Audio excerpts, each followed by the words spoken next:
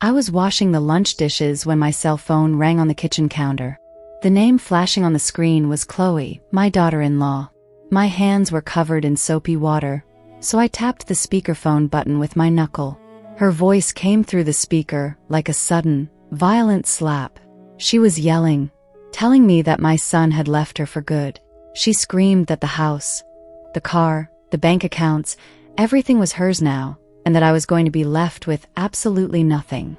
I stood completely still, the wet dish towel dripping onto the linoleum floor. My throat tightened, not from fear or devastation, but from the sheer physical effort of trying not to laugh. Because my son, Marcus, was sitting right in front of me at the kitchen table. His coffee cup was suspended in midair, his eyes wide with shock, listening to every single word his wife was saying. 3 days earlier, Marcus had begged me to do this. He suspected she was hiding something dark, and he told me to pretend he had vanished, just to see her true colors. I thought he was losing his mind, but I agreed. And now, the trap had snapped shut. Chloe's voice rose higher, dripping with venom. She told me Marcus had blocked my number because I was a controlling, suffocating mother. My stomach turned to ice, not because of the insult, but because of how effortlessly the lies spilled from her lips. Marcus slowly lowered his cup to the table with a hollow clatter. His face was ashen, his hands trembling. I wanted to yell, to expose her right then and there, but my instincts caught something else in her voice. Beneath the cruelty, she didn't sound victorious. She sounded absolutely terrified. Then she slipped and said something strange. She whispered that she deserved all this money after everything she had been through. I took a deep breath and kept my voice perfectly calm, telling her that if that was their decision, I accepted it, and I hung up. Marcus buried his face in his hands. He whispered that he had married a complete stranger. I didn't hug him yet. It was a time for action, not comfort. I had worked at the city records office for 30 years. I spent my life looking at birth certificates, death records, and fraud cases. When someone has no childhood friends, no old photographs, and refuses to talk about their past, they are running from something. I went into the guest room and pulled out a faded photograph Chloe had accidentally left behind months ago. It showed a little blonde girl with a dog, dated 1995 on the back. But the Chloe my son married was a natural brunette who claimed she was terrified of dogs. I knew right then I was going to hunt down the truth. The next morning, I went straight to the downtown records office to see an old colleague. I asked her to run a deep background check on Chloe Stevens. 10 minutes later, she called me behind the counter, her face completely pale. She pointed to the glowing computer screen. There was a birth certificate for Chloe Stevens, but right next to it was a death certificate. The real Chloe Stevens had drowned in a public pool in 1998 at the age of 7. My legs nearly gave out beneath me. The woman sleeping in my son's bed had stolen the identity of a dead child. She was a living ghost. My colleague warned me that this kind of extreme identity theft was usually tied to loan sharks, witness protection, or organized crime. I rushed back home and told Marcus everything. We immediately pulled up their joint bank account statements. Our worst fears were confirmed.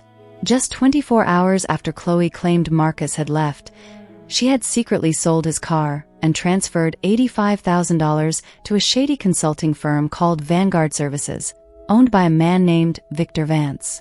She wasn't stealing the money to get rich. She was being aggressively extorted. I drove to their house that evening alone. I found Chloe sitting on the floor of the empty living room, looking like a shattered porcelain doll. When I confronted her with the death certificate, she completely broke down. Between heavy sobs, she confessed her real name was Sarah. Years ago, she had been trapped in a brutally abusive marriage that left her with massive, crippling debt. Desperate and hunted by creditors, she made a deal with Victor Vance. He sold her the dead girl's identity and forced her to sign fraudulent loans as a guarantor. Now, Victor was threatening to expose her and send her to federal prison if she didn't pay him hundreds of thousands of dollars. She cried, telling me she truly loved Marcus, but felt she had to drain his assets to save both of their lives from Victor's wrath. I looked at this broken, terrified woman who had lied to my son, who had manipulated our family, but who was also a victim of a ruthless predator. I gave her an ultimatum.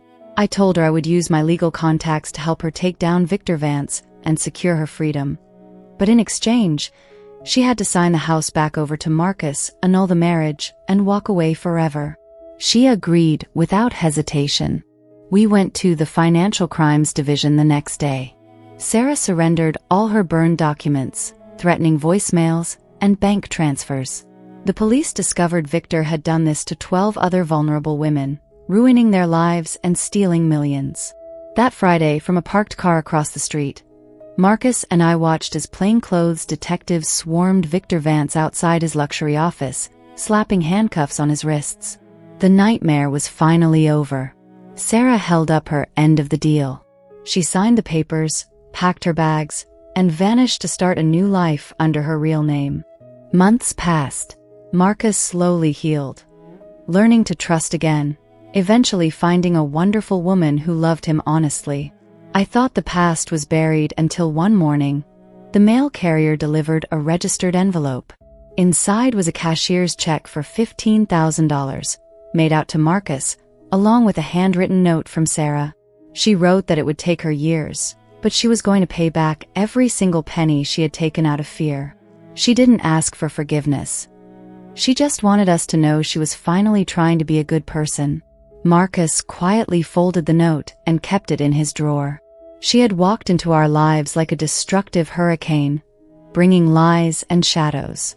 But in the end, by fighting for the truth instead of giving in to blind revenge, we didn't just save my son. We stopped a monster, freed a dozen women, and gave a broken soul the ultimate chance at redemption. Sometimes, the bravest thing you can do to protect your family is to face the darkness head-on, because only the truth can bring you back into the light. This is Shadows of Redemption.